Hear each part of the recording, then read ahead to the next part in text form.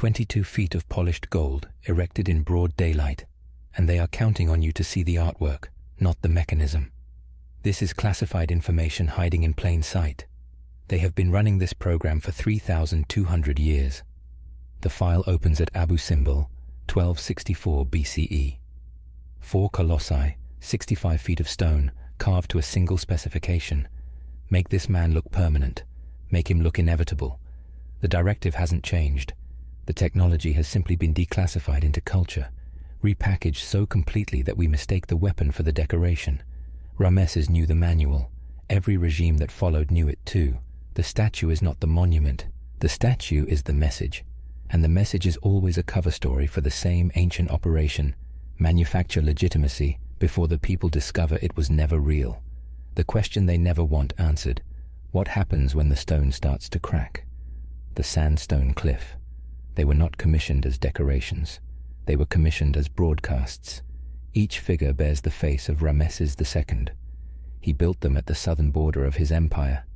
The message arrived before any diplomat could speak. Scale is a language. In that language, 65 feet means one thing: I am not a man, I am sky. The visual grammar of the colossal statue was established here.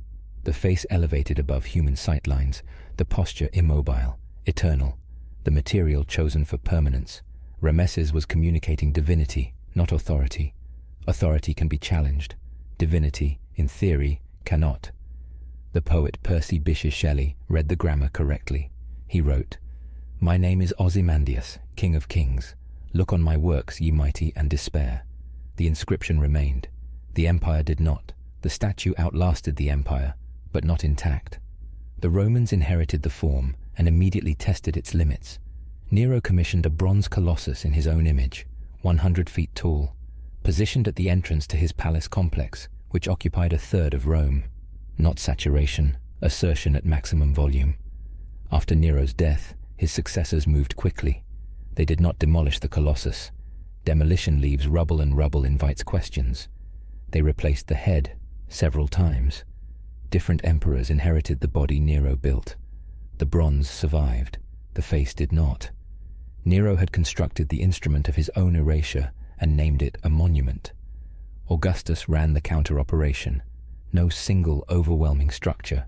Thousands of identical human-scale portraits distributed across the entire empire. In Egypt, a pharaoh. In the East, a divine figure. In Rome, a general's armor. The face was standardized. The deployment was relentless. Every province received the face before any rival could introduce a competing version. Assertion. Saturation. Stalin had the operational manual refined by the 1930s. He did not build one colossus. He built thousands, identical faces installed in every city, every public square, every railway station, every schoolroom across 11 time zones. The face became inescapable.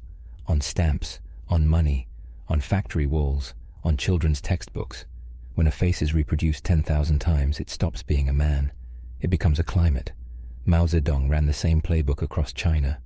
The portrait over the gate at Tiananmen was not singular. It was the anchor of a network. Every factory, every commune, every dormitory had its image. The Cultural Revolution codified the rule. To destroy the image was a criminal act. Ubiquity is not celebration. Ubiquity is a control mechanism. Assertion, saturation, fracture. Baghdad, April 9th, 2003. The regime had not formally collapsed. Fighting continued in the streets, and yet the first target that mattered was not a military installation. It was a 20-foot bronze statue of Saddam Hussein in Firdos Square. A crowd gathered. A rope was attached. A vehicle helped with the pull. The statue came down in front of cameras that transmitted the image globally within minutes. The fracture phase had arrived. Belgrade, October 2000. Crowds moved on the federal parliament and set it on fire. Before they reached the building, they pulled down the portraits. Bucharest, December 1989. Before Ceausescu's helicopter cleared the roof of the Central Committee building, crowds were already moving to the squares. The image falls before the regime does, always. Because the image was deployed first, the crowd targets it first. The grammar runs in both directions.